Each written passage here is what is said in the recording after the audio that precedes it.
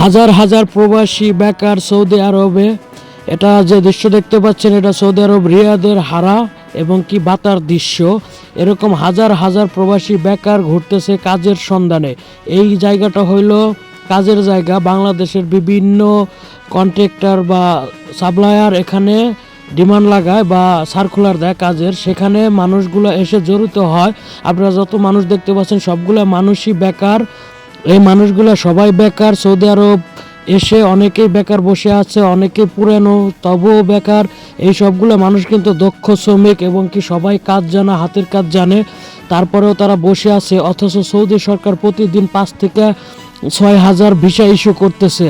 আপনারা যারা সৌদি আরব আসবেন একটু ভেবেচিন্তে আসবেন, কারণ এখন সৌদি আরবের অবস্থা খুবই খারাপ। এখন কাজ পাওয়া যাচ্ছে না, মানুষ কাজের জন্য হাহাকার করতেছে, কোথাও কাজের কোনো সন্ধান পাচ্ছে না। বিভিন্ন কোম্পানিতে এখন লোক নিচ্ছে না, বাংলাদেশের সাপ্লায়াররা লোক দিতে পারছে না কোনো কোম্পানিতে। অবশ্যই কোম্পানি লোক রিকমেন্ড করতেছে না, কোম্পানির লোক চাচ্ছে না। অবস্থা খুবই খারাপ, খুবই ভয়াবহ। আপনারা যারা নতুন সৌদি আরবে আসবেন একটু ভেবেচিন্তে আসবেন। সৌদি আরবে বর্তমান কাজের অবস্থা খুবই খারাপ।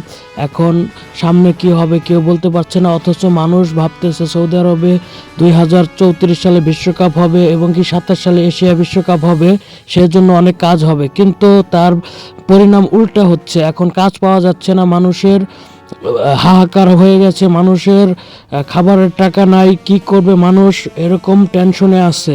আপনারা যারা নতুন সৌদি আরবে আসবেন একটু ভেবেচিন্তে আসবেন।